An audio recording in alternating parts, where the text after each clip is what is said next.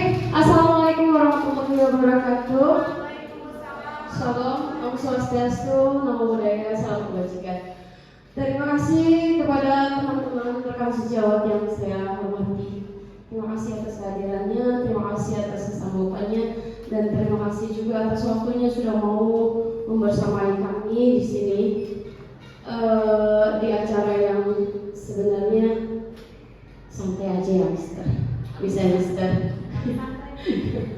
Oke. Baik, saya perkenalkan dulu. Kenapa saya mengundang teman-teman saya di sini? Sekaligus kita saling memberi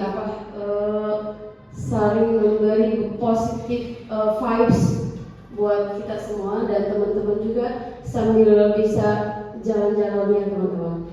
Oke, saya perkenalkan satu persatu. Ini adalah Ibu Yuli Hastuti dari SD Ummul Qura, SMP Ummul Qura, dan ini adalah Ibu Yulia dari SDIT Al-Haraki. Iya, tetangga ya. Dan ini adalah Ibu Sirhatati dari SDN Mekarijaya 1. Baik. Mekarijaya 11 mohon maaf. Mungkin kacamata saya harus tambah. Oke, baik teman-teman.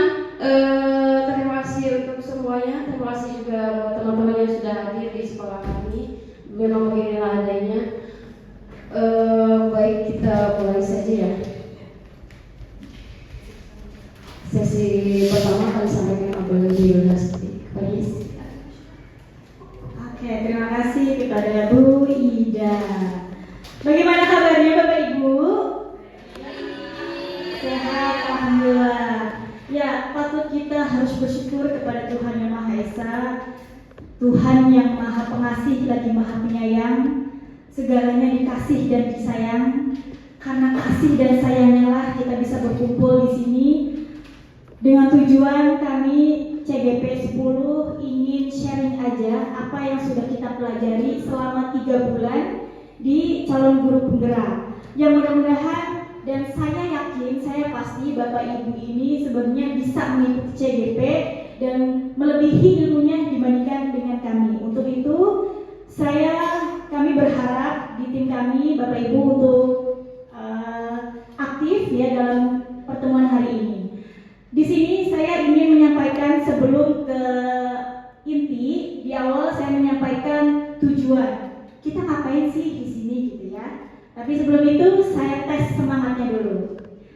Kalau saya bilang tepuk 1 berarti gitu ya. Tepuk 1. Kalau 2 gitu ya. Tepuk 2. Oke, keren. Tepuk 3 dibuat segitiga. 1 2 3 gitu ya. Tepuk 3. Nah, keren. Sekarang ulang. Tepuk 3. Tepuk 4. Kalau tepuk 4, nah gitu ya. Tepuk 4. Keren. Terakhir tepuk 5. Sama dengan tepuk 4, tambahannya 1 ke atas. Ya, kita coba. Tepuk 5. Nah, keren banget. Ini serasa muridnya, pesertanya di sini ada 100 orang. Oh, 1000 ya. Oke, kayak gitu saya ulang. Tepuk 5 3 kali. Luar biasa. Boleh tepuk tangan buat kita semua. Ya, terima kasih Bapak Ibu. Oke, di sini tujuan yang pertama memahami konsep pendidikan menurut Ki Hajar Dewantara. Jadi di pertemuan pertama kami CGP mempelajari apa sih filosofi dari pemikiran Ki Hajar Dewantara. Salah satunya adalah murid ya. Kita harus pembelajaran berpihak pada murid gitu ya. Bagaimana aktivitas berpihak pada murid nanti akan dijelaskan. Yang kedua, melakukan evaluasi dan refleksi kita sebagai pendidik ya. Bagaimana pandangan kita zaman dulu, pembelajaran zaman dulu dengan pembelajaran zaman sekarang gitu. Yang terakhir, memahami peran guru untuk membangun budaya positif. Jadi bagaimana kita seorang pendidik harus memberikan contoh yang baik ya, menerapkan budaya-budaya positif. Saya yakin di sekolah manapun tidak ada yang melakukan budaya atau aturan budaya negatif. Makanya di sini selain kita sosialisasi, yang pasti kami menebalkan. Artinya apa? Kita refleksi kembali, kita evaluasi budaya positif. Oke, lanjut. Nah, sebelum lanjut ke materi, saya tanya dulu nih sama Bapak Ibu. Poin pertama dulu ya. Hukuman dapat mendisiplinkan anak. Setuju atau tidak? Gimana Bapak Ibu? Bapak-bapaknya dibuka. Gimana Ibu? Setuju nggak kalau anak salah itu dihukum? Nggak setuju, betul. Dengan Ibu siapa? Bu Sri, Bu Sidi, betul ya? Iya. Setuju, saya juga sama ya. Hukuman dapat, tidak setuju maksudnya. Hukuman dapat mendisiplinkan anak karena justru ya memang ini paradigmanya berbeda dengan kita zaman dulu sekolah gitu ya. Kalau anak zaman sekarang beda didikannya memang ya. Maka dari itu di sini poin 1, hukuman dapat mendisiplinkan anak, betul? Kurang setuju gitu ya, karena malah anak itu tidak ada kesadaran sendiri gitu ya untuk memperbaiki.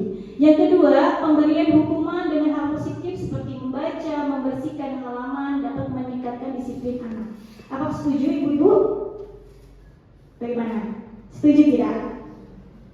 Ini memang yang poin 2 pro dan kontra gitu ya, karena tidak semuanya pemikiran guru itu sama. Ada yang bilang kamu harus maksudnya ada hukuman supaya jerah misalnya gitu ya. Memang ada pemikiran guru yang seperti itu. Tapi untuk kami poin 2 bukan hukuman tapi lebih ke konsekuensi ya. Apa bedanya konsekuensi dan hukuman nanti juga akan dijelaskan di bagian restitusi gitu ya, sama keyakinan kelas. Yang terakhir, memberi penghargaan dapat meningkatkan motivasi belajar siswa. Setuju? Setuju ya, karena merasa siswa itu dihargai dan bermanfaat gitu ya dengan lingkungannya. Oke, next. Nah, budaya positif. Di sini ada pengertiannya, nilai-nilai atau keyakinan dan yang pastinya kebiasaan ya, kebiasaan siswa berada di lingkungan sekolah atau di lingkungan sekitarnya. Ini salah satunya karena kami di sini ada SMP dan SD, saya memberikan contoh real pada sekolah kami. Nah, ini salah satunya adalah sambut pagi ceria. Namanya kalau disingkat Satira ya, sambut pagi ceria. Kemudian karena kami sekolah muslim, jadi ada ibadah ya, ibadah harian, kebiasaan harian. Di sini pun saya yakin masih ada gitu ya, dengan berbagainya ragam agama pasti menjunjung tinggi nilai agama di sekolah masing-masing. Salah satunya di sini tilawah, kemudian piket ya, setiap di kelas dengan wali kelas pasti akan membuat piket karena bagian dari tanggung jawab lingkungan yang bersih, aman dan nyaman. Dan berikutnya ya sama ya, ini Safira. Lanjut. Oke, perubahan paradigma belajar. Dulu jujur ya, pertama kali saya mengajar di tahun 2008, saya sudah mengajar anak SMA. Itu pembelajaran itu teacher center. Jadi siswanya dengerin sayanya ngomong, istilahnya kayak metode ceramah gitu ya. Ternyata itu nggak efektif. Saya menyadari bahwa banyak sekali pengalaman-pengalaman dari Bapak Ibu guru di tempat saya bekerja, ternyata ini salah gitu ya. Jadi bagaimana caranya siswa itu aktif ya, intinya berpusat pada murid, mereka lebih aktif. Jadi mandiri, belajar mandiri, kemudian kolaborasi dengan teman-temannya. Jadi pada intinya siswa itu mampu mendorong, terlibat secara aktif ya, dari pengetahuan, sikap, perilaku dapat merubah kualitas pendidikan saat ini, begitu. Oke, next. Ya, sekarang sama kayak tadi ya, saya hanya ceramah di sini. Nah, di sini saya ingin praktekkan kepada Bapak Ibu. Di sini ada namanya perubahan paradigma. Ya, kita akan praktek ibaratnya ya, kita mengibaratkan kegiatan kepalan tangan. Bapak Ibu pegang kertas atau sticky note ada? Saya ada.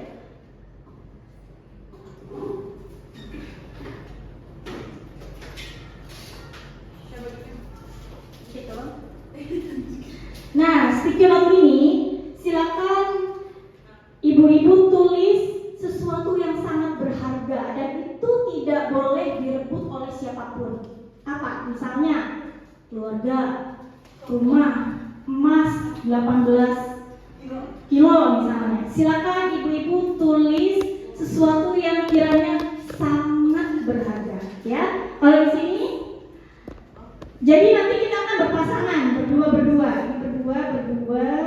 ya bertiga boleh. Ya, silakan ibu ditulis kira-kira hal apa yang sangat berharga menurut bapak ibu, gitu ya. Silakan tulis. Nanti akan bergantian.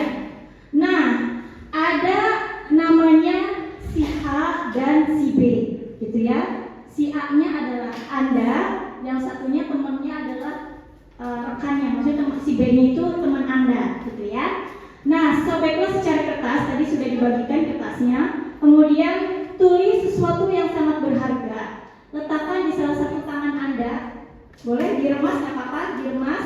Kemudian pegang erat dan genggaman benda sesuatu tersebut dengan segala daya. Buatlah sebuah kepalan, ya.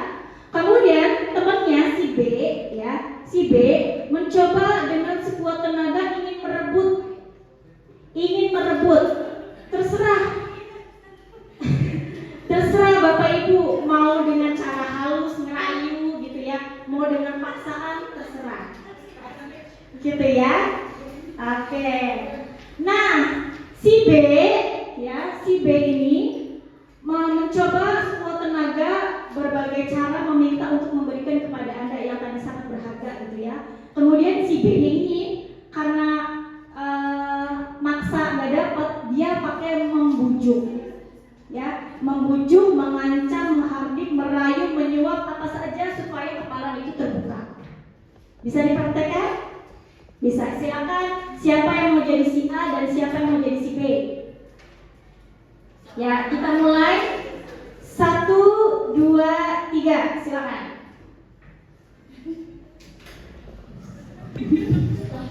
Ayo bisik-bisik boleh. Dipaksa nggak apa-apa, dipaksa. Cek. Ayo, bagaimana caranya supaya mendapatkan sesuatu yang berharga ini?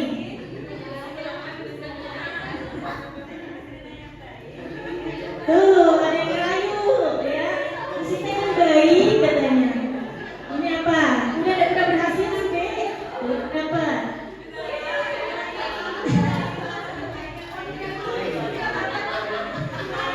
Silakan direbut, ya. Oke? Ya, dari tepuk tangan buat kita semua. Oke, sekarang saya cek, ya. Bagaimana perasaan ibu sebagai apa tadi, Bu? Sebagai si A atau si B? Bagaimana perasaannya? Ingin mempertahankan apa yang ada di genggaman saya sih. Karena orang lain nggak boleh Ngambilnya. Oke. Berarti ibu termasuk egois atau tidak? Tidak egois karena itu milik dia, gitu ya, milik dia. Terus bagaimana posisi ibu sebagai perebut? Berusaha untuk berebut, walaupun itu sulit, tidak mudah. Oke, terima kasih kepada ibu-ibu yang sudah evaluasi ya. Jadi, boleh next? Iya. Jadi pada intinya, Bapak Ibu, apapun ya, sesuatu yang kita paksakan, teori kontrolnya itu adalah kita sendiri, ya. Teori kontrolnya itu kita sendiri, kita tidak bisa memaksa. Contoh misalnya ada siswa yang berbuat salah, ya, kita tidak bisa tiba-tiba menjas atau merebut, pokoknya sesuatu hal yang dia tidak suka pasti akan mempertahankan dirinya, egonya, gitu ya. Tapi nanti kita akan belajar bagaimana untuk membuat si anak itu merasa terbuka dengan cara restitusi, gitu. Oke. Nah, di sini disiplin positif, cara disiplin mengajarkan murid untuk bertanggung jawab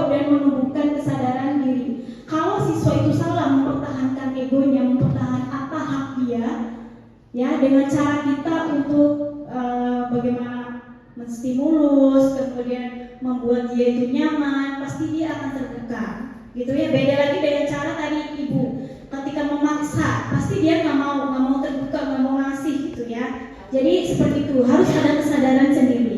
Yang berikutnya, murid dapat mengontrol diri dalam melakukan suatu tindakan tadi, ya. Apa yang sudah Bapak Ibu praktekkan, ini murid itu bisa mengontrol dirinya, gitu ya. Tapi beda lagi Bu, gimana kalau anaknya inklusi, gitu ya. Nah, memang itu penanganannya beda, gitu. Ada shadow teacher-nya, gitu. Yang berikutnya, yang ketiga, dapat membuat murid memahami dan menyadari berdasarkan motivasi intrinsik. Motivasi intrinsik itu motivasi kesadaran sendiri, gitu. Oke, next. Nah, ini apa yang tadi Bapak Ibu praktekkan, ini ada teorinya, namanya teori kontrol. Menurut William Glasser, yang meluruskan beberapa miskonsepsi tentang makna kontrol, yaitu perlu diluruskan. Yang pertama, guru mengontrol murid. Artinya apa? Sebetulnya kita tidak bisa mengontrol jika ia tidak mau. Jadi intinya adalah kita tidak boleh memaksa, gitu Bapak Ibu. Harus ada dorongan sendiri dari murid itu. Makanya ada namanya kesadaran sendiri, ya. Yang kedua, penguatan positif efektif dan bermanfaat. Semisal bujukan bisa. Makanya kita sebagai peran guru, kalau memang anak itu belum siap, kita tidak bisa memaksa. Contoh di kasus saya mau bicara dengan siswa A karena kasus, tapi dia nggak mau terbuka. Oke, saya kasih waktu, saya tanya, kasih waktu mau berapa lama? Kasih kenyamanan dulu dia supaya siap untuk membuka dirinya. Makanya kita tidak bisa memaksa, gitu ya. Malah makin nggak suka dengan kita, nggak nyaman dengan kita kalau kita terlalu maksa. Maka beri kesempatan, beri waktu, ya, bagaimana mereka anak-anak ini nyaman untuk terbuka sama kita, ya, meskipun itu dengan bujukan, nasihat, gitu. Yang ketiga, kritika dapat membuat orang merasa bersalah dan menguatkan karakter. Dan keempat, orang dewasa memiliki hak untuk memaksa. Ini ilusi, ya. Saya kan guru, saya berhak dong untuk maksa kamu. Nah, ini paradigmanya memang salah, gitu ya, di pikiran kita. Oke, lanjut. Nah, di sini ada teori motivasi. Teori motivasi itu ada dua, ada intrinsik dan ekstrinsik. Intrinsik itu artinya apa Bapak Ibu? Dari dalam. Kalau ini itu kan masuk, berarti dalam diri. Kalau X itu di lingkungannya, entah itu dari lingkungan keluarga, lingkungan sekitar, gitu ya. Kalau intrinsik itu dari dalam diri, gitu. Apalagi kalau di usia SMP itu sangat labil, gitu ya. Sikap itu bisa berubah-ubah karena pemikiran di usia remaja memang sangat tidak bisa ditebak karakternya, gitu ya. Mereka bisa berubah-ubah. Oke, untuk menjadi orang yang mereka inginkan dan mereka hargai sendiri dengan nilai-nilai yang mereka percaya, gitu. Anak-anak pasti akan menyadari sendiri dengan pengalaman, gitu ya. Oh iya, aku dulu pernah kayak gini salah, ternyata aku kayak gini, kamu salah, kamu bisa mau begitu, gitu. Pasti ada suatu saat dia akan menyadari kesalahannya. Oke, dari saya sesi pertama itu aja. Coba next Bu. Nah, untuk selanjutnya materi hukuman dan penghargaan, ya, akan dilanjutkan oleh rekan saya. Kepada Bu Ida, saya persilakan. Beri semangat dong buat Bu Ida. Terima kasih Bibi. Baik, sekarang kita masuk ke hukuman dan penghargaan. Seperti yang tadi kita sudah sampaikan bahwa hukuman ternyata beda, ya, tidak bisa mendisiplinkan. Disiplin juga belum tentu bisa menjadi hukuman untuk yang baik. Di sini kita akan rangkum apa sih bedanya hukuman dan penghargaan. Hukuman biasanya bersifat sepihak, yang diputuskan oleh guru atau orang tua yang diberikan hukuman tersebut karena kesalahan murid atau anak. Hukuman bersifat satu arah dari pihak guru yang memberikan, dan murid hanya menerima suatu hukuman tanpa melalui suatu kesepakatan atau pengarahan pihak guru, baik sebelum atau sesudahnya. Ada yang pernah melakukan nggak sih? Sometimes kita dulu waktu masih dulu banget, jarang banget yang namanya disiplin itu, ya. pasti yang ada hukuman, bener gak sih? Sama kayak misalkan waktu dulu aku SD tuh lupa doa iftitah, yang ada aku harus berdiri di ujung kelas terus sambil angkat kaki. Pernah gak sih ngalamin kayak gitu? Kalau aku sih pernah dulu. Jadwal banget ya. Dulu pernah gak? Kalau disini pernah ya disini ya. Pernah. Atau misalnya kalau misalkan kita nggak ngerjain PR tuh, tulis saya berjanji bahwa saya pernah nggak sih kayak gitu? Aku sih pernah memang kemarin ya kepandu pernah melakukan hal tersebut karena bukan apa-apa. Saya pikir melakukan bukan hukuman buat saya, cuma hanya memberi sedikit kesempatan untuk dia diam karena aku hiperaktif. Saya pengen tahu dia diam, dia menuliskan apa yang ada di dalam hatinya. Saya menjadi apa sih sebenarnya? Itu termasuk hukuman gak sih saya? Konsekuensi ya, beda ya, hukuman antara konsekuensi. Ada yang pernah punya pengalaman, pernah memberikan hukuman atau pernah menerima hukuman sebelumnya? Miss Hotli? Enggak, konsekuensi yang masih Konsekuensi seperti apa bisa? Kalau hukuman nanti kita langsung dipanggil sama itu Komnas Perlindungan Anak gitu ya. Tapi lebih kepada konsekuensi. Contoh konsekuensi yang pernah saya kasih ke anak-anak itu adalah menghafalkan ayat, begitu ya, menghafalkan ayat atau dia harus berdoa sendiri terakhir. Dia tidak boleh keluar bersama dengan teman-temannya. Nanti dia berdoa sendiri, mengakui kesalahannya dan memohon ampun gitu, karena dia sudah mengganggu kelas dan juga sudah menyia-nyiakan waktunya. Itu konsekuensinya. Nanti setelah dia berdoa baru kita kasih tahu kenapa dia harus berdoa terakhir gitu ya, karena tadi itu mengganggu teman juga menyia-nyiakan waktunya. Oke. Terima kasih. Tepuk tangan dong buat Miss Hotli. Oke, Miss Hotli ini adalah guru agama Kristen. Jadi sudah pasti akan menerapkan konsekuensi ya, betul sekali. Jadi hukuman sudah tidak ada ya, kecuali hukuman kalau misalkan ada di hukum perundang-undangan kali ya, itu sudah pasti tahu. Sekarang kita lihat ke penghargaan, merupakan suatu bentuk imbalan membalas jasa yang diberikan kepada seorang kelompok karena telah berperilaku baik, melakukan sesuatu keunggulan atau prestasi, memberikan suatu sumbangsi atau berhasil melaksanakan tugas yang diberikan sesuai dengan target yang ditetapkan. Penghargaan akan menjadi bumerang jika dilakukan dengan terus-menerus tanpa menemukan kesadaran dalam diri murid. Betul nggak sih? Sepakat nggak sih teman-teman? Pernahkah kita melakukan penghargaan? Saya harus pernah ya, semua pernah. Kita kasih reward nilai juga itu bukannya itu suatu penghargaan ya? Iya nggak sih? Atau misalkan ada yang bisa menjawab ini nggak? Punya permen, itu terus penghargaan nggak sih? Iya betul ya. Tapi sometimes penghargaan yang terus-menerus dikasih kepada anak akan menjadi bumerang. Bentuknya apa sih bumerang itu? Iya, bumerangnya dalam arti bumerang. Miss Jili mungkin ada yang bisa tambahkan kenapa jadi bumerang, Miss? Baik, terima kasih sudah kesempatannya. Penghargaan ya. Jadi kalau misalkan bumerang, ini contoh aja langsung yang di sini. Pernah di kelas saya itu ada anak yang senang sekali menjawab pertanyaan dari guru, selalu minta didengar dan selalu minta saya harus nomor 1, saya harus ini. Sekali 2 kali memang saya puji di kelas, kami memuji, dan mungkin juga waktu ada kuis dia juga menang gitu. Lama-kelamaan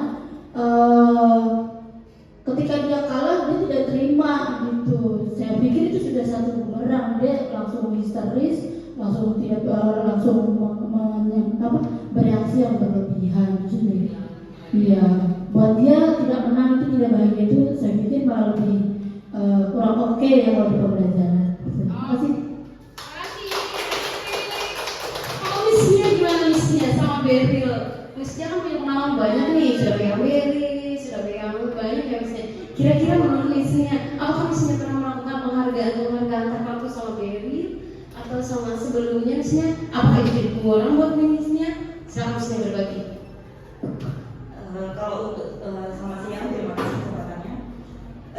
Kalau penghargaan saya pernah ketika anak ini bisa menyelesaikan tugas dengan tuntas, saya akan memberikan dia misalnya kayak dia senang susu Milo, karena saya berikan dia susu Milo. Tapi lambat laun dia tuh menagih menagih susu Milonya, sedangkan tugasnya ini belum selesaikan gitu. Jadi itu dilemanya, Miss aku udah selesai, mana susu Milonya? Kayak gitu sih.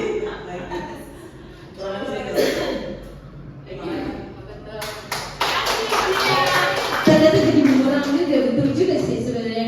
Di sisi lain kita pengen ngasih penghargaan bahwa dia sudah melakukan yang terbaik atau yang baik. Tapi di sisi lain dia akan selalu menagih dan menagih. Betul banget itu. Itu adalah bentuk penghargaan. Jadi bingung ya. Hukuman nggak boleh, penghargaan juga boleh. Terus kita harus bagaimana? Baik, kita lanjut Bu. Di sini adalah dihukum oleh penghargaan. Nah, ternyata ada di sini. Dihukum oleh penghargaan. Pengaruh jangka pendek dan jangka panjang. Jangka panjangnya tepat teknisnya. Pertama kali dikasih Milo, berikutnya lagi, mana lagi ke Milo lagi, mana lagi Milo lagi. Lama-lama tekorin sih ya. Abis gaji kita buat beli susu satu dus. Sama juga kayak misi juga begitu. Penghargaan tidak efektif. Kenapa tidak efektif? Karena sama seperti yang tadi kita sampaikan bahwa penghargaan terus dilakukan itu juga nggak akan efektif juga. Toh dia juga lama-lama udahlah yang penting mau ngerjain, toh nanti juga aku dapat Milo kok. Seperti itu mungkin ya. Lalu penghargaan merusak hubungan. Ketika kita sudah tidak melakukan memberikan penghargaan lagi, mesti mah janjinya doang. Seperti itu ya. Seperti itu yang bisa dia. Lalu penghargaan mengurangi ketepatan. Benar sekali. Itu sudah sangat kita sudah paham dan sepakat tidak tepat. Dan penghargaan menurunkan kualitas. Penghargaan pasti banget akan menurunkan kualitas karena mereka hanya targetnya biar dapat penghargaan. Lalu mematikan kreativitas. Kreativitasnya udah segitu aja. Yang penting saya dapat Milo, that's it. Saya tidak mau memakan bahwa saya nggak pengen lagi. Dan penghargaan menghukum. Lalu terakhir motivasi dalam diri. Motivasi dalam diri sudah nggak ada lagi. Udah nggak ada pengen lagi, nggak trigger apa-apa lagi. Karena ya sudah, ya pasti saya dapat Milo. Betul Mr. Firas ya? Kalau di pelajaran agama gimana Mr? Bentuk penghargaan apa biasanya yang Mr. kasih untuk anaknya di agama Islam? Siapa Mr. berbagi? Oke baik, terima kasih waktunya Miss Ida. Biasanya ya kalau saya mengasih penghargaan kepada anak itu di menjelang jam akhir gitu ya. Misalkan anak-anak udah selesai ngerjain duluan nih, kemudian saya kasih tambahan bintang gitu Miss. Gitu. Mungkin itu saja yang bisa saya sampaikan. Oke, terima kasih Mr. Firas. Kasih bintang ya Mr. ya. Karena agama Islam jadi kasih bintang. Bintangnya dalam bentuk stiker atau tanda tangan gitu Mr. Iya. Biasanya kalau misalkan orang yang ter-encourage untuk mendapatkan penghargaan, dia expect-nya besar ya. Tapi orang yang lebih biasa aja, ya udah kita juga dapat kok. Baik, kita lanjut Miss. Nah di sini adalah ada kebutuhan dasar. Ternyata dari penghukuman dan penghargaan itu kita balik lagi ke kebutuhan dasar kita sebagai manusia. Ada penguasaan, ada kasih sayang dan rasa terima kasih, ada bertahan hidup yang paling tepat, kesenangan dan kebebasan. Semua orang senantiasa berusaha untuk memenuhi kebutuhan dengan berbagai cara. Bila mereka tidak bisa mendapatkan kebutuhannya dengan cara yang positif, mereka bisa melanggar peraturan atau melakukan hal-hal tidak sesuai dengan nilai dan kebajikan.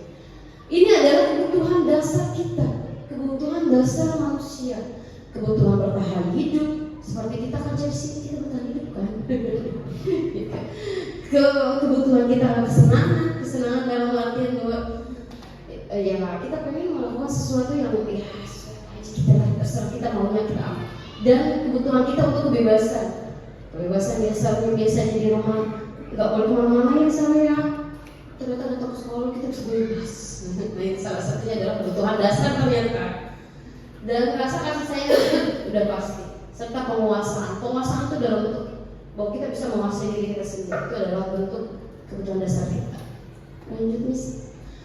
Oke, nah seperti ini ada beberapa kebutuhan bertahan hidup yang kita akan mendapatkan perasaan aman, kesehatan, rumah, dan makanan.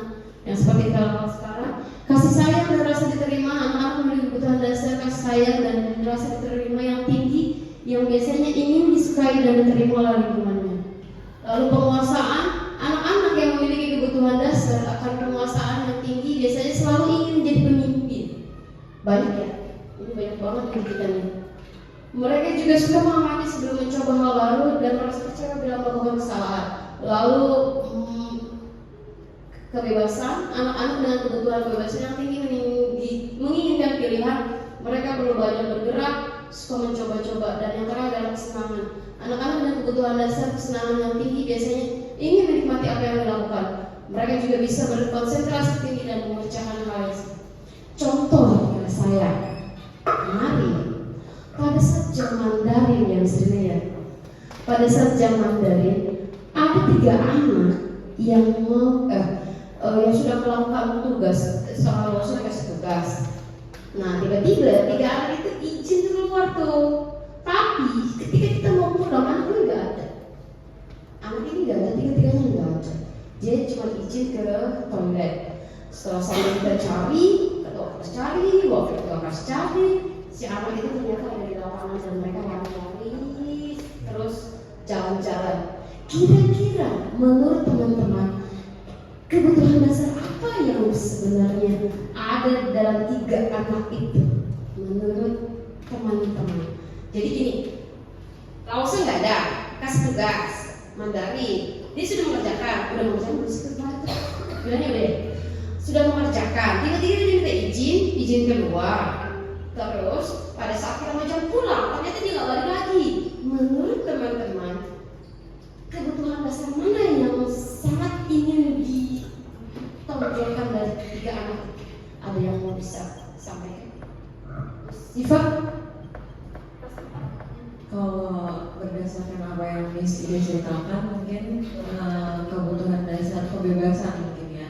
Dia ingin menentukan pilihan, mereka perlu banyak bergerak dan suka mencoba-coba gitu. Dan terlebih tadi mereka kan bermain-main juga ya Miss Ida. Jadi antara kebebasan dan kesenangan gitu. Jadi kebutuhan dasar itu yang mungkin mau diperlihatkan sama mereka gitu.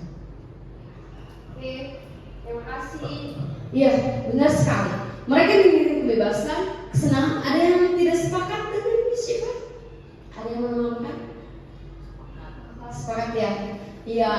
Jadi ada dia pengen bebas, kesenangan. Pada saat ditanya, aku kan nggak tahu, Miss. Kupikir setelah mengerjakan ya sudah. Aku boleh jalan-jalan dan aku bebas. Bebas ya. Enak banget. Seperti itu. Ya, we know. Kita tahu siapa lagi. Lalu penguasaan apa tadi penguasaan? Masuk di penguasaan. Ya, betul. Jadi jangan yang menguasai. Udah kita ngapus, kita keluar aja. Gak usah materi. Udah selesai. Terima kasih. Transformasi juga nggak? Jadi dia membawa 2 anak itu, 2 temannya lagi kita keluar kelas. Ya nggak?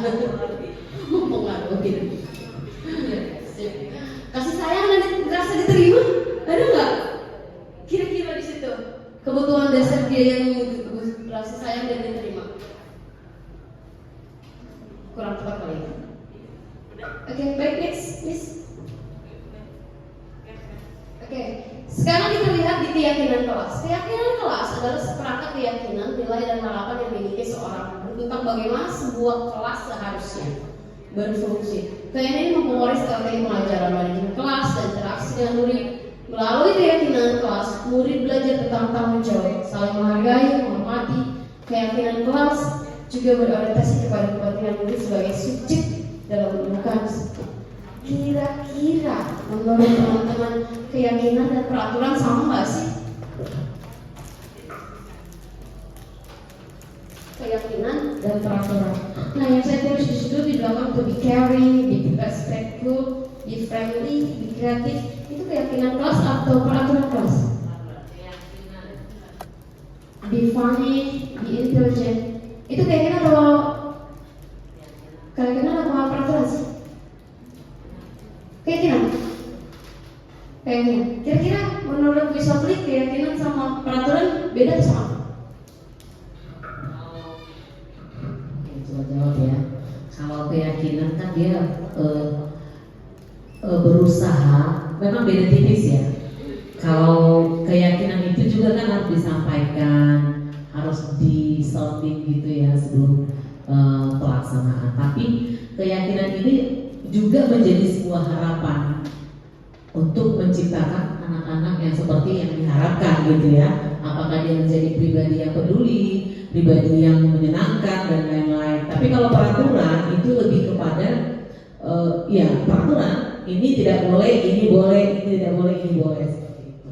Terima kasih. Kasih Miss Otli. Ya, benar sekali. Sama seperti kayak kita peraturan di sekolah ya, bahwa keyakinan dan peraturan itu berbeda. Tidak boleh menggunakan sepatu berwarna selain hitam. Itu peraturan ya. Biasanya peraturan itu ada kata-kata apa sih? Larangan ya, betul larangan. Tidak boleh terlambat masuk kelas. Itu enggak peraturan. Kalau misalkan be caring, be respectful, be friendly, itu betul sekali. Itu keyakinan. Keyakinan kelas bahwa kita meyakini apa yang ada kita tempelkan di sana itu adalah kesepakatan kita bersama bahwa itu akan dijalani sama kita. Pada kenyataannya, ya kita lihat aja. Kalau di pelajaran lain misalnya kalau kelas 3 bikin keyakinan sendiri nggak sih ke teman-teman misalnya berteman dengan baik kayak gitu, bikin nggak sih kelas 3? Keyakinan atau peraturan kelas itu yang tempel di kelas. Oh iya sama juga. Kalau pas pertama mulai masuk tuh di awal-awal tahun biasanya kita sama-sama bikin keyakinan kelas tuh. Kalau di kelas kita tidak boleh teriak-teriak atau ketika belajar harus tetap duduk, tetap tertib, hargai miss dan misternya seperti itu sih. Oh iya. Makasih Miss Sarah. Sama ya, kita sepakat ya bahwa peraturan itu tidak sama dengan keyakinan. Biasanya peraturan itu terlalu mengikat sampai kita ya datang 17, 15, pulang 15, 12. Oke, terima kasih teman-teman. Nanti slide selanjutnya akan dilanjutkan sama Bu Yulia. Baik, terima kasih atas kesempatannya. Senang sekali bisa berada di sini. Sekali lagi kami di sini sharing karena ternyata tadi dari yang disampaikan Bu Yuli dan Miss Ida di sini sangat luar biasa, ya. Sudah sesuai sebetulnya dengan apa yang disampaikan di program Guru Penggerak gitu. Mudah-mudahan sharing ini bisa memberikan inspirasi juga untuk ibu-ibu, Miss di sini mana ya, Miss dan Mister yang di sini.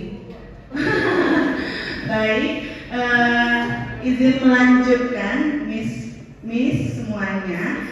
Selanjutnya yaitu posisi kontrol restitusi. Tadi sama Bu Yuli sudah disampaikan terkait dengan posisi kontrol, dengan games yang tadi bagaimana kita mempertahankan apa yang kita miliki gitu ya. Karena kontrolnya ada pada diri saya. Nah ternyata sebagai seorang guru pun kita memiliki posisi kontrol terhadap siswa-siswi kita. Mau dibuat seperti apa siswa-siswi kita? Nah, berdasarkan teori kontrol dari William tadi sudah disampaikan, ada 5 posisi kontrol yang dapat diterapkan oleh seorang guru. Nah, orang tua ataupun atasan dalam melakukan kontrol. Yang pertama, kita bisa posisi kontrolnya sebagai penghukum. Tadi yang disampaikan menghukum siswanya gitu. Kayaknya ini udah nggak zaman lagi, kalau sekarang udah nggak ada, udah ditinggalkan yang seperti ini, ya. Kemudian bisa, atau saya ganti mic Bu? Cek, oke. Yang ini lebih baik ya. Oke baik. Kalau seorang penghukum itu bisa menggunakan hukuman fisik maupun verbal yang justru ini berdampak menyakiti hati siswa. Oh aku seperti itu ya ternyata. Wah aku begitu buruk ya di mata bapak ibu guru saya atau di mata mister dan miss saya gitu ya. Jadi memberikan bekas gitu seperti kertas tadi yang kita lipat, kalau kita kembalikan tetap saja ada garisan-garisan yang tidak seperti semula gitu. Posisi yang kedua yaitu sebagai pembuat merasa bersalah. Pada posisi ini biasanya guru akan bersuara lebih lembut. Pembuat rasa bersalah akan menggunakan keheningan yang membuat orang lain merasa tidak nyaman, bersalah atau rendah diri. Hampir sama dengan penghukum, namun ini lebih halus gitu ya. Kalau penghukum lebih keras, tapi kalau pembuat merasa bersalah hanya ingin yang melakukan itu merasa bersalah gitu, tapi tidak memikirkan dampaknya ke depannya seperti apa. Berikutnya yaitu kita bisa posisi kontrolnya sebagai teman. Guru pada posisi ini tidak akan menyakiti murid, namun akan berupaya tetap mengontrol murid melalui persuasi. Guru di posisi teman menggunakan hubungan baik dan humor untuk mempengaruhi seseorang. Jadi menganggap bahwa muridnya itu adalah teman, seperti itu. Lalu posisi yang keempat yaitu pemantau atau mengawasi. Pada saat kita mengawasi, kita bertanggung jawab atas perilaku orang-orang yang kita awasi. Posisi pemantau berdasarkan peraturan-peraturan dan konsekuensi. Di sini ada tadi dibuat peraturan, lalu ada konsekuensi. Kalau sebagai pemantau kita melihat anak itu melakukan apa, sesuai atau tidak dengan peraturan yang sudah dibuat, lalu kita berikan konsekuensi. Itu pemantau atau pengawas itu. Lalu yang terakhir yaitu posisi manajer. Kalau posisi manajer yaitu guru berbuat sesuatu bersama dengan murid, mempersilahkan murid mempertanggungjawabkan perilakunya, mendukung murid agar dapat menemukan solusi atas permasalahannya sendiri. Jadi tidak keluar dari kita, tetapi dari anak itu sendiri, dari murid itu sendiri. Apa yang sudah dilakukan dipertanggungjawabkan sendiri, tentu kita yang mengarahkan seperti itu. Boleh di next. Nah, kita sedikit berefleksi melalui video ini. Kita sudah termasuk ke dalam guru apa sih? Apakah kita sebagai penghukum, atau kita sebagai pemantau, atau kita pemberi rasa bersalah, teman, atau sebagai seorang manajer? Baik, bisa ditulis atau enggak di copy dong.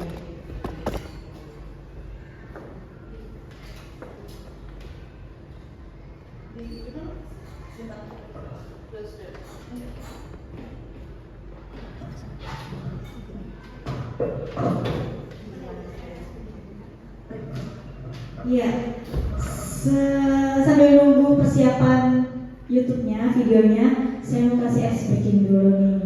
Ini kan sudah berdua, boleh geser berdua, kita ice breaking, main tepok-tepok tangan. Silakan tentukan siapa yang mau jadi Tom. Kita main Tom and Jerry. Siapa yang mau jadi Tom? Udah? Siapa yang jadi Jerry? Oke. Ketika saya menyebutkan kata terakhir, misalnya Tom Jerry, Jerry, yang saya sebutkan terakhir, nepok temennya. Tangannya begini, berdua sampingnya, gitu. Iya, yang saya sebutkan bereaksi menepuk duluan ya. Oke. Tom and Jerry, Jerry, Tom. Gimana? Fokus? Kenapa? Boleh nyamperin? Oke, kita ulang. Tom and Jerry, Jerry, Tom, Jerry, Tom.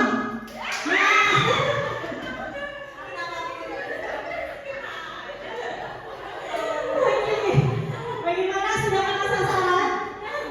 Atau ada dendam ya? Saya ini pokoknya kurang keras nih. Terakhir. Oke, terakhir ya.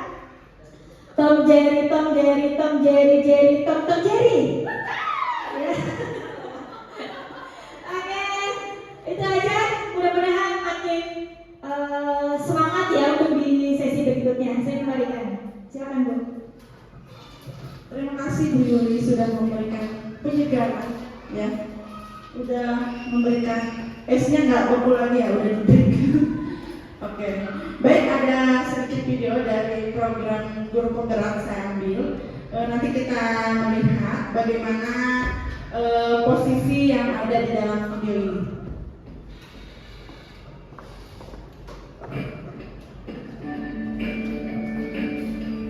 Halo, Bapak Ibu guru calon guru penggerak.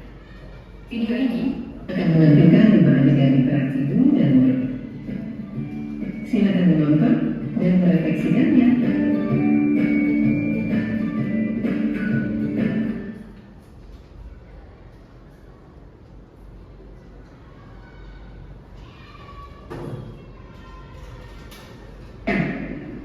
Anton, kamu sudah mengerjakan belum? Belum mengerjakan saya, Bu. Kalau tidak,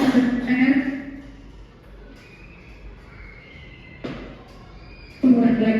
Saya berjanji akan berusaha menjadi murid yang rajin belajar sampai pelajaran saya selesai.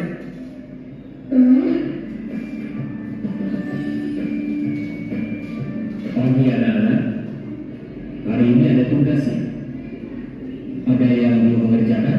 Anton, kamu sudah mengerjakan? Belum, Pak. Kamu gak ngerjain tugasnya. Kamu mau jadi apa nanti? Kamu lihat sekolah besok.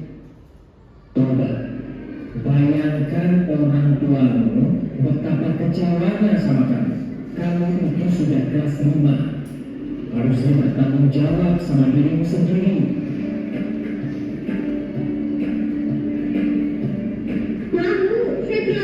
Ya udah, nanti jangan diulang lagi ya. Kalau kamu rajin, ibu senang lihatnya. Ya, lain kali kalau aku ya masuknya tes dulu dong. Kita kan teman. Wah, ini kalau aku terlambat lagi, apa ya?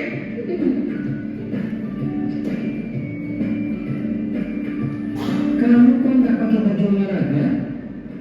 Bapak catat, kamu sudah 3 kali nggak ikut olahraga bulan ini.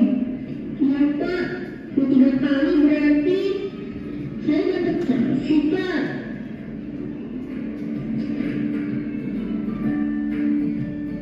Bu, saya mau ngumpulin tugas. Maaf ya Bu, saya terlambat ngumpulin tugas. Kenapa kamu terlambat mengumpulkan tugas? Iya Bu, saya kalau sore banyak ibu jaga warung, nggak sempat ngerjain tugas. Kira-kira nih, apa yang bisa kamu perbaiki supaya kamu bisa mengerjakan tugas tepat waktu? Coba, kapan biasanya kamu membantu ibu jualan? Setiap malam sampai jam 8 malam Bu. Bagaimana kalau kamu membuat jadwal kapan kamu akan mengerjakan tugas? Oh gitu ya Bu, saya coba deh Bu, terima kasih Bu.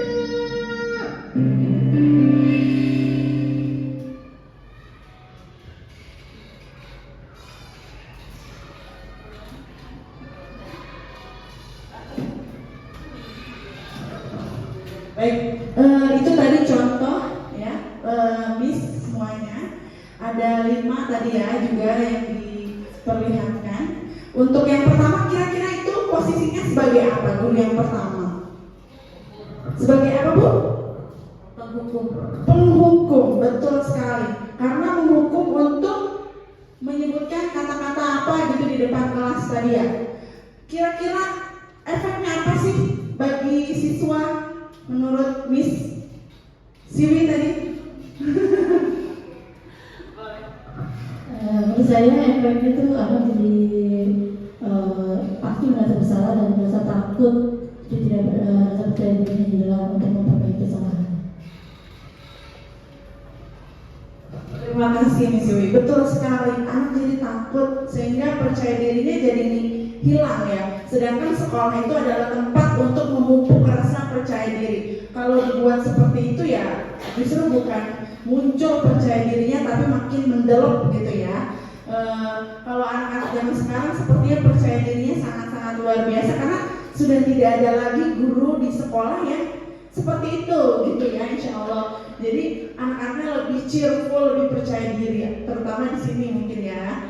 Oke, untuk yang kedua videonya, dia berperan sebagai apa Bapak Guru tadi? Mungkin ada yang mau jawab?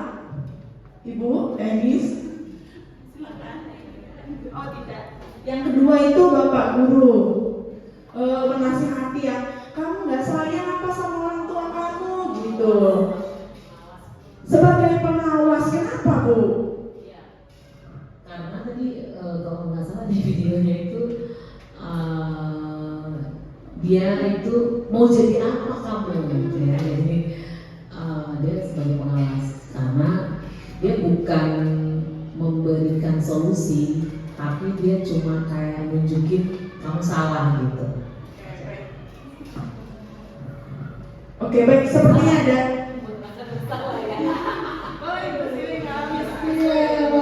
Menurut saya posisi Pak Guru tadi jadi yang pembuat merasa bersalah, jadi dia menyebutkan ada apa namanya kesalahan anak disebutkan, misalnya dengan faktor-faktor apa lagi yang menjadikan dia jadi semakin merasa bersalah.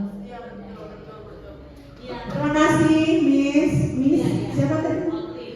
Miss Hatli sama Miss Dewi, keren sekali. Betul, tadi yang kedua pembuat merasa bersalah. Jadi semakin merasa bersalah anaknya gitu ya, dengan yang disampaikan oleh gurunya bukan menjadi bangkit untuk nanti lebih baik lagi, tapi udah aku selalu salah di mata ibu atau di mata Miss, di mata Mister gitu ya, bukan menjadi lebih baik lagi seperti itu. Kemudian ada posisi kontrol yang ketiga, itu ibu guru terus dulu dong gitu. Tadi kan lembut memang suaranya gitu ya, jadi memposisikannya sebagai teman. Betul, kita kan teman gitu, jadi kamu harus ikutin saya ya gitu. Itu posisi teman memang secara komunikasi baik, tapi ternyata juga akan berdampak ya terhadap sesuai. Jadi aku boleh nanti telat lagi gitu. Padahal kan bukan itu yang sedang kita harapkan gitu ya. Kemudian ada video yang keempat, yaitu posisi pemantau. Yang tadi guru olahraga, saya lihat gitu ya, kamu sudah telat 3 kali. Kalau telat 3 kali gimana? Jadi beliau sebagai pemantau, memantau anaknya yang melakukan kesalahan sesuai dengan kesepakatan yang sudah dibuat seperti itu.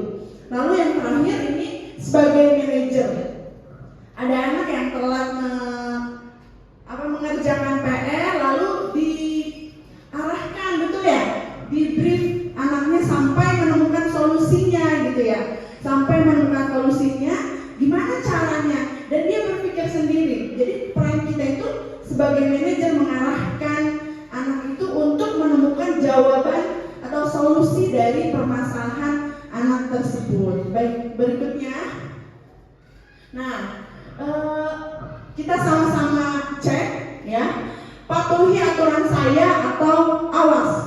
Berarti ini posisinya sebagai penghukum. Ibu sangat kecewa sekali dengan kamu, berarti dia merasa bersalah. Ya sudah, hal ini tidak apa-apa, nanti ibu bantu bereskan. Berarti ini sebagai teman. Oke, peraturannya apa? Apa yang telah kamu lakukan?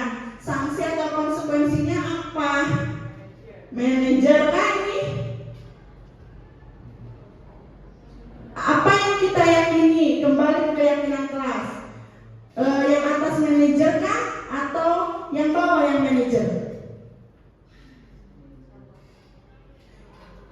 Yang ini menyampaikan peraturannya apa? Apa yang telah kamu lakukan? Sanksi atau konsekuensinya apa? Itu berarti sebagai pemantau, betul. Pemantau sesuai peraturan-peraturannya gitu. Konsekuensinya apa? Lalu kalau ini, apa yang kita yakini? Yang kita yakini bahwa kita harus datang tepat waktu misalkan. Kemudian gimana nanti digali lagi, gimana caranya supaya datang tepat waktu, seperti itu.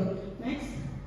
Nah, mari kita refleksi lagi pada diri kita cek kita sudah di posisi yang mana saat ini, ya? Apakah kita sebagai teman atau kayaknya kalau penghukum tidak ada di sini ya? Masih relate itu paling kalau sekarang itu teman, pemantau manajer, kita sudah di posisi mana? Kalau pemberi rasa bersalah kayaknya nggak ada lah di sini ya, insya Allah ya. Posisi kita saat ini sudah sampai di mana? Sebagai teman kah?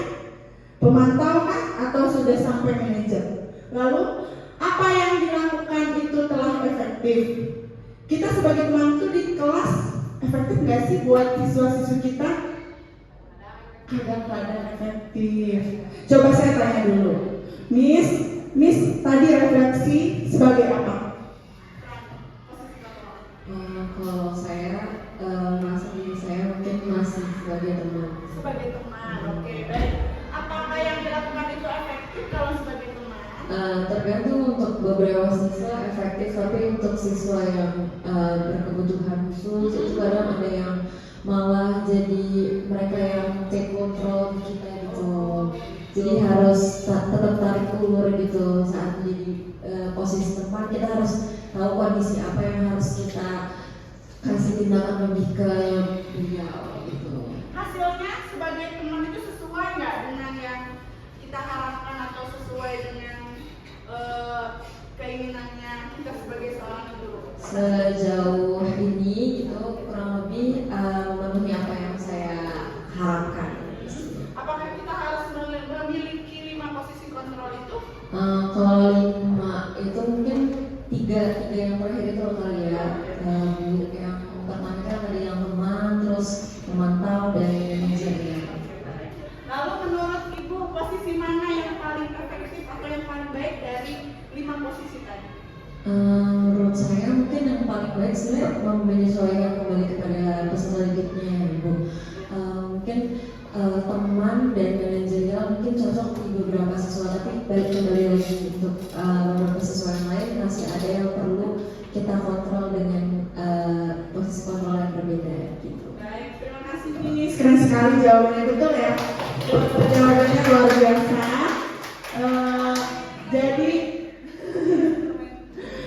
Jadi posisi kontrol itu bisa kita sesuaikan, tapi kita pilih sesuai dengan anaknya gitu ya.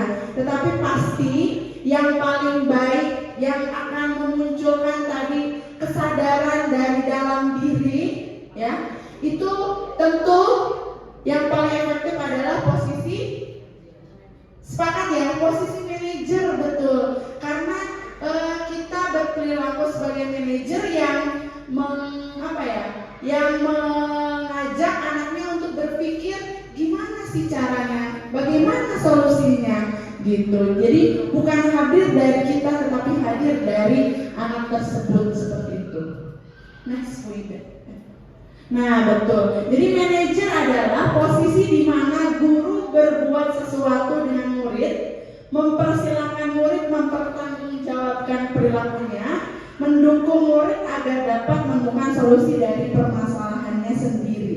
Jadi solusi itu hadir dari dirinya sendiri, sehingga dia pun sadar akan kesalahannya dan semoga kedepannya tidak lagi dilakukan. Baik, terima kasih. Itu saja yang dapat saya sampaikan dari hasil pembelajaran di Guru Penggerak. Semoga menambah wawasan Miss atau ilmu baru Miss di sini, atau bahkan mungkin sebetulnya sudah tahu gitu ya. Cuma saya ngasih bumbu micin sedikit. Terima kasih. Saya lanjutkan ke narasumber berikutnya yaitu Bu Hartati. Terima kasih atas waktunya Bu Julia. Izin Miss menyampaikan materi. Nah, yang di sini selanjutnya segitiga restitusi. Di sini adalah tindak lanjut dari kasus-kasus tadi, Miss ya. Ada 3 segitiga restitusi yang meliputi. Yang pertama, menstabilkan identitas. Kemudian yang kedua, validasi tindakan yang salah. Kemudian yang ketiga, menanyakan keyakinan kelas. Next. Nah, di sini ada 3 pertanyaan pemantik. Yang pertama, apakah Miss di sini, Bapak di sini pernah marah saat melihat murid-murid kita atau murid-murid Miss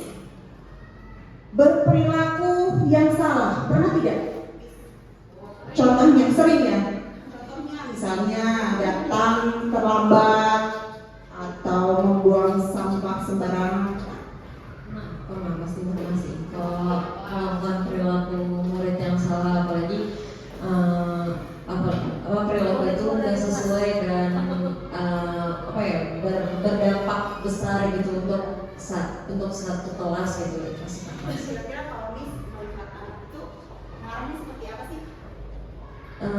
Saya tuh tipikal marahnya enggak yang meledak-ledak, lebih ke diem gitu sih. Paling kesalahannya itu nanti saya omongin di belakang itu, saya menegurnya itu tidak saat di depan banyak teman. Jadi tidak langsung ya.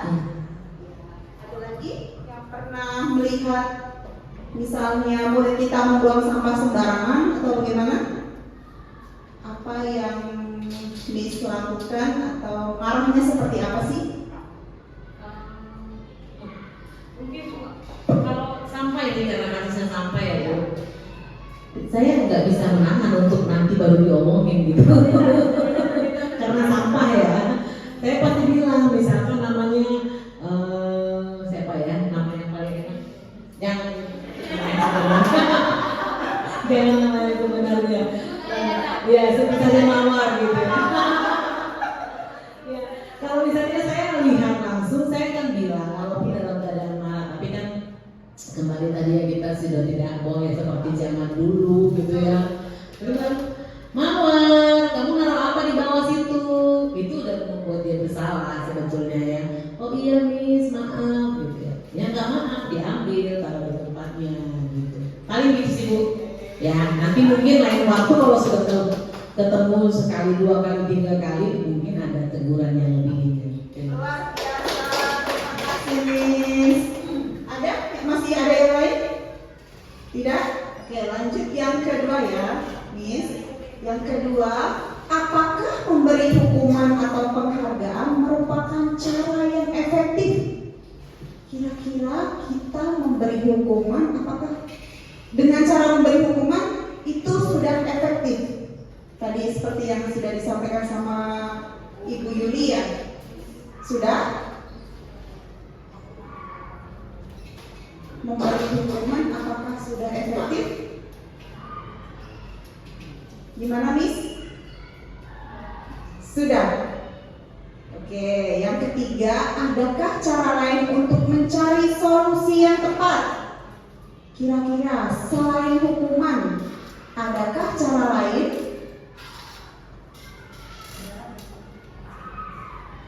Ada? Oke, next. Bu Yuli, Bu Yulia. Sama-sama Bu Yuli. Nah, di sini kita akan menyimak video ya. Setelah kita menyimak video, nanti Miss bisa menemukan masalah apa nih yang ada di video berikut.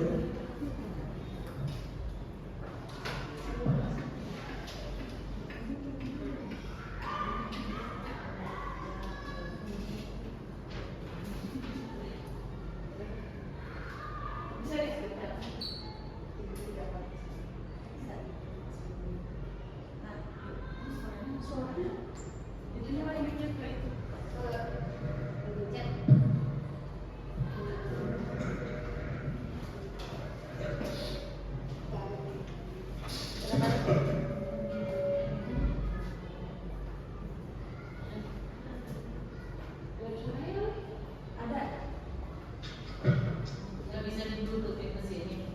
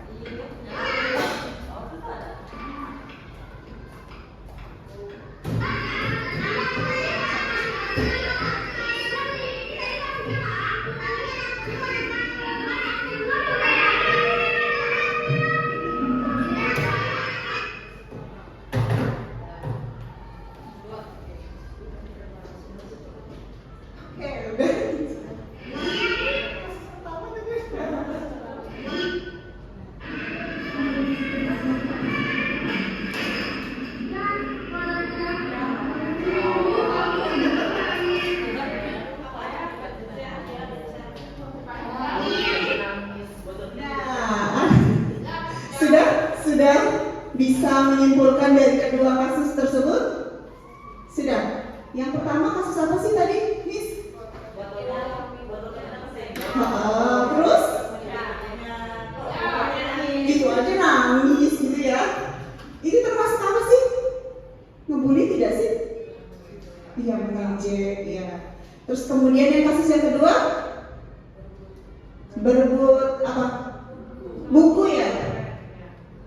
Buku sama pulpen. Nah, di sini Miss bisa pilih yang mana nih kira-kira dari kedua kasus tersebut? Segitiga yang meningkat, yang tengah atau yang paling kiri? Merah, hijau. Bapak pilih merah, hijau? Merah. Miss pilih mana? Saya suka warna merah dan saya pilih merah. Merah. Terima kasih, Miss. Kalau saya biru. Oh, biru. Saya sedih. Sedih ya. Karena kalau itu pakai baju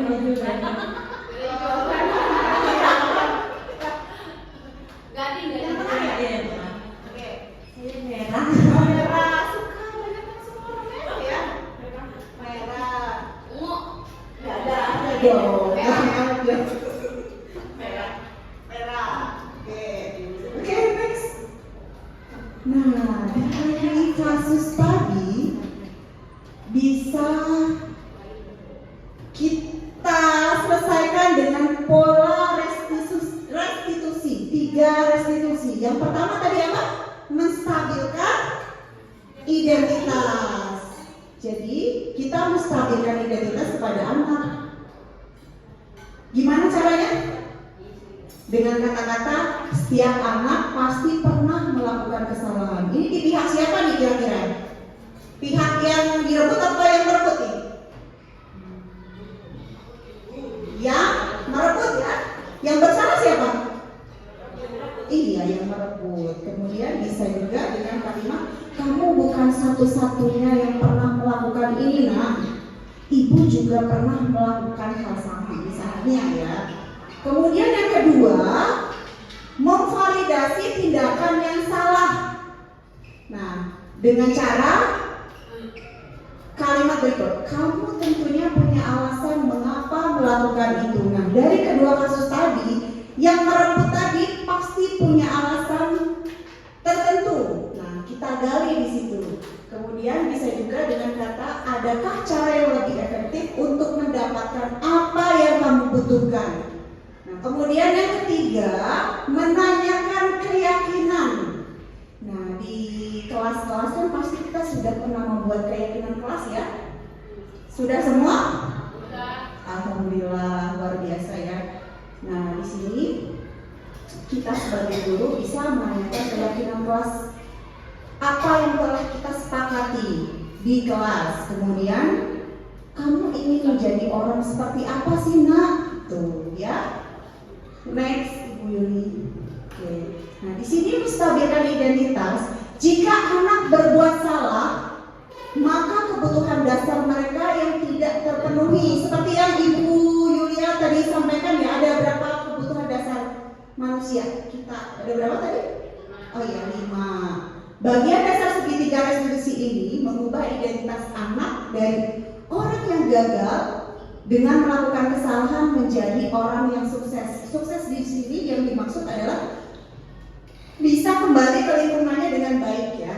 Bukan sukses langsung menjadi tajir, kaya gitu, tidak sih. Okay, next. Nah, ini yang kedua, validasi tindakan yang salah. Kita harus memahami dan menentukan kebutuhan dasar yang mendasari tindakan anak berbuat kesalahan. Menurut teori kontrol, semua tindakan manusia, baik atau buruk, pasti memiliki maksud dan tujuan. Oke, next Ibu Yuli. Yang terakhir, menanyakan keyakinan kelas. Ketika anak diberikan pertanyaan yang bermakna untuk memunculkan motivasi intrinsik, maka anak akan siap untuk dihubungkan dengan nilai-nilai kebajikan yang dia percaya dan berpindah menjadi orang yang dia inginkan. Penting menanyakan ini ke anak tentang kehidupan ke depan yang dia inginkan. Oke. Nah, yang terakhir, Kesimpulan, budaya positif di sekolah dapat terwujud dengan berkolaborasi antara kepala sekolah, guru, orang tua, siswa, dan mungkin penjaga juga, mulai dari menyusun keyakinan kelas bersama di kelas, kemudian melaksanakan keyakinan kelas tersebut. Guru berperan pada posisi control manager dengan memahami kebutuhan dasar siswa. Apabila permasalahan perilaku siswa, maka penyelesaian masalah melalui tahapan segitiga restitusi. Demikian Miss yang hebat, terima kasih atas waktunya untuk tim kami sudah mensupport. Semoga apa yang kami sampaikan dapat menambah wawasan baru, ilmu baru. Yang saya kembalikan ke Ibu moderator ya, pembuka tadi, atau Ibu bisa dilanjut juga mungkin dengan diskusi ya, karena masih ada waktu lagi.